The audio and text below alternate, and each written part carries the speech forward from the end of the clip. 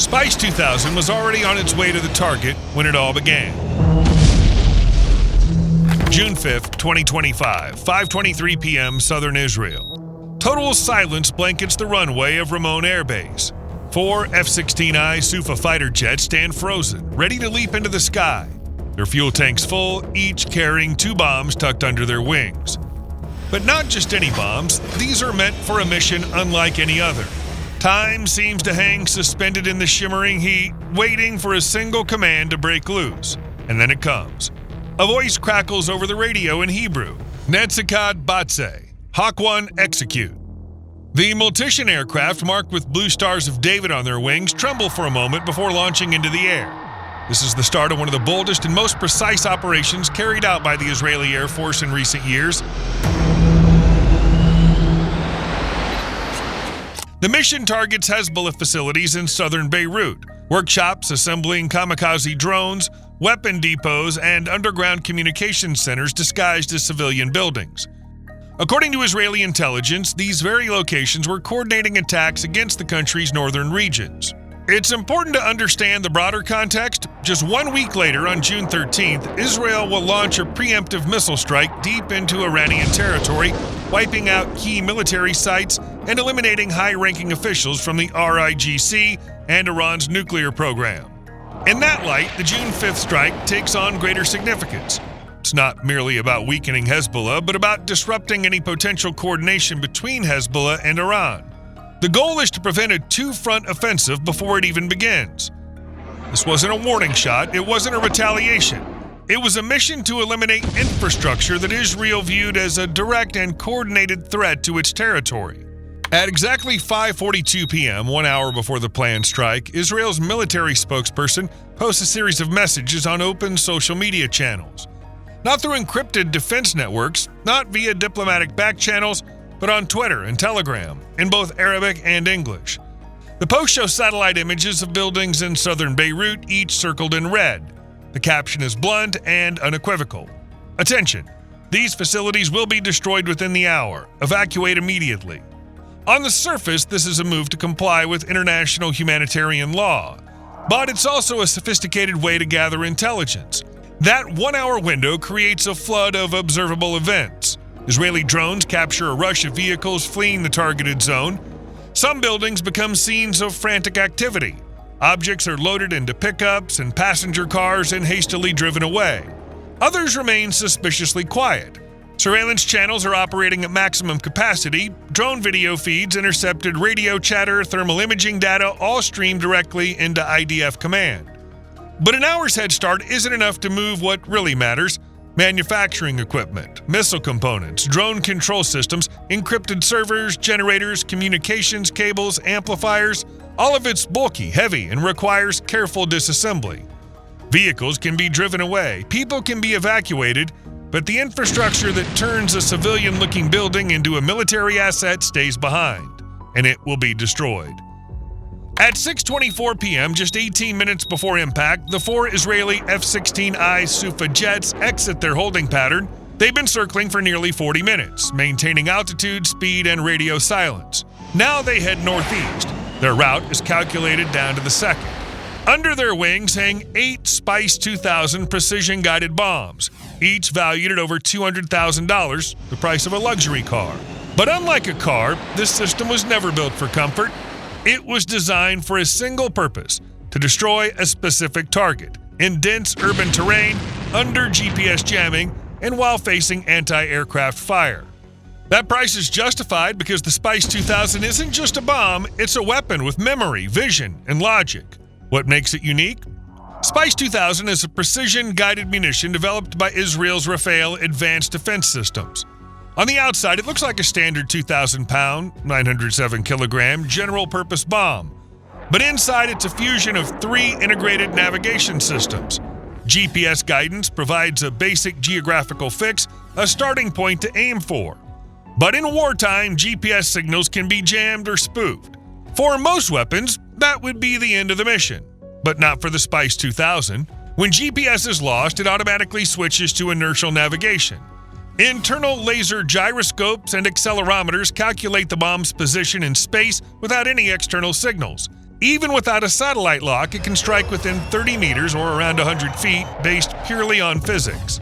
For most munitions, that's more than accurate enough, but Israel often operates in environments far more complex than open terrain. When people think of the phrase dense urban area, cities like New York, London, or Paris might come to mind, but places like Beirut, Damascus, Gaza, and Mosul are an entirely different reality. Southern Beirut, especially neighborhoods like Burj al-Barajna, Haret Harik, and Hadath, is a labyrinth of tightly packed residential towers interwoven with commercial structures and semi-military facilities. Sometimes there are only a few feet between buildings, or they share walls altogether. There's no consistent addressing system, and construction's chaotic. Illegal modifications, unauthorized rooftop structures, total lack of zoning oversight. Streets are narrow, twisted between buildings, cars are parked half on the road, and tangled power lines crisscross overhead. If New York's a park, Beirut's a jungle, or a thicket. That's why a 30-meter accuracy margin isn't enough. And that's where the next system comes into play, electro-optical scene matching, known as EOMatch. This is the critical piece. A camera in the nose of the bomb captures everything it sees during descent, 60 frames per second. The onboard computer compares the live footage to high-resolution satellite images uploaded before takeoff. It identifies building outlines, analyzes rooftop shapes, angles, and shadows, and locks onto specific visual cues, exhaust vents, parking lots, even crack lines on a facade. The bomb quite literally recognizes its target by memory. That's how it can strike a specific window or fly straight into an air duct. At 6:41 p.m., the F-16I fighters align with their final attack vectors. One after another, they maneuver into position over their designated targets. Altitude around 20,000 feet or 6,000 meters. Speed roughly 500 miles per hour or 800 kilometers per hour. Every second, every meter is calculated. The first pilot presses the release button. The Spice 2000 drops from its pylon. The jet jolts slightly upward as 900 kilograms of payload fall away. Within a second, the bomb deploys its folding wings. Now it's no longer just a falling object, it has become a guided aerial vehicle. On board are a flight computer, inertial navigation system, GPS, and most critically, a live video camera. Altitude about 2,000 meters or 6,500 feet. The bomb switches into precision targeting mode. It narrows its field of view, zooms in, and locks onto key visual details. The onboard computer identifies the correct rooftop, calculates the optimal descent angle, verifies the coordinates. When the confidence level reaches 98%, the bomb makes a decision.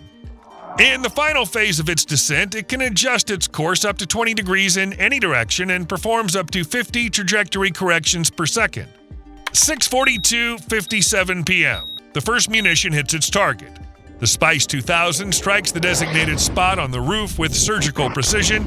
This isn't an axe swing, it's a stiletto thrust. A second later, just 20 meters away, a second bomb pierces the same rooftop. Impact speed, roughly 270 meters per second, or about 900 feet per second. The explosives remain silent, for now. An inertial delay fuse is triggered, ensuring the bomb penetrates deep inside before detonation. Its hardened steel casing punches through the rooftop as if it were paper. The fifth floor is breached, then the fourth, then the third. Death is moving with steady certainty, shredding everything in its path. In a fraction of a second, it passes through the second floor, the first, and finally reaches the basement. According to Mossad intelligence, this was the drone manufacturing floor. This is where the blast must happen. The detonator ticks down its final millisecond. Explosion. The PBX, or TNT-based charge, boosted for maximum effect, goes off inside a completely sealed concrete room. The pressure has nowhere to escape. It bounces off the walls, amplifies, grows like inside a pressure cooker. The ceiling lifts like the lid of a boiling kettle, then collapses inward. Concrete shatters, steel beams snap, the structure begins to implode from the bottom up. Then, 1 second later, like a coup de grace, the second bomb detonates. Everything inside that basement, machines, equipment, human or not, is reduced to dust, debris, and twisted fragments. Seconds later, 2 more explosions rock a nearby district, then another strike, then a fourth. By 6:44 p.m., 4 mushroom-shaped clouds of dust and pulverized concrete rise into the skies over southern Beirut. The mission's complete, or at least almost. One thing remains, returning to base. Only when the wheels of the last F-16I touch the tarmac at Ramon Airbase and the aircraft comes to a full stop will the operation truly be considered 100% complete. The Israeli F-16Is make a sharp bank and head back south, no pauses. The new mission is to leave the danger zone before remaining air defense systems fully activate. Radio silence fills the air until it's suddenly broken by the sharp warning tone of radar lock. One of Lebanon's air defense batteries has gone hot, SA-6 straight flush from the east near Batze'a Valley. Another radar signature appears, a Chinese-made JY-27A attempting a target lock from the southern suburbs. But taking down the Israelis isn't that simple. Under each fighter's belly hangs a fully operational sky shield system, constantly active. Its job is to throw up a thick wall of electronic smoke. The lead aircraft activates wide-spectrum jamming, a beacon of interference. The rest switch to Firefly mode, short, chaotic pulses across multiple frequencies. On enemy radar screens, chaos erupts. A single plane appears at 3 different altitudes at once. Some targets seem to reverse direction mid-flight. Entire squadrons appear out of nowhere, then vanish. Phantom formations that don't exist. Meanwhile, the real F-16s drop to low altitude, under 300 meters. They fly nap of the earth, hugging the terrain in radio silence, heading due west. Minutes later, they're over the Mediterranean Sea, now within the radar coverage of the Israeli Navy. At this point, the danger's over. From here, they head back to their airbase in safety. No surprises remain. Israel has just proven it could surgically eliminate key Hezbollah infrastructure, even in densely populated urban terrain, without resorting to indiscriminate destruction or committing ground forces. It also demonstrated a technological edge, the ability to break through electronic warfare, camouflage, and dense air defenses. People will have their opinions about Israel, especially after the brutal large-scale bombings of Gaza, and the strike on Iran, regardless of how officials choose to phrase it, was in fact initiated by Israel. But there's one fact that can't be ignored. Israel is a small, numerically outnumbered country that has survived nearly 89 years surrounded by hostility. From the moment it was founded, it's had to fight not only for its borders, but for its very right to exist. It's a forward post of Western civilization in the Middle East, a post built on technology, science, freedom, and democracy, surrounded by regions where those values aren't always honored. And if that post were ever to fall, it wouldn't be replaced by peace. There would be no humane neighbor in its place. There would be weapons, chaos, and a new surge of extremism. Regional stability would collapse, like chess pieces toppling after one careless move. And after that, global stability would be next. That's why the fall of Israel cannot be allowed, not from a humanitarian perspective, not a geopolitical one, and not a moral one, which means to preserve it, almost any means are justified. Almost. Yes, it's a controversial view, and we'll genuinely welcome your thoughts in the comments, calmly, clearly, and to the point. Thanks for watching until the end. If you found this video interesting or useful, we'd be grateful for a like and a subscription. See you again soon.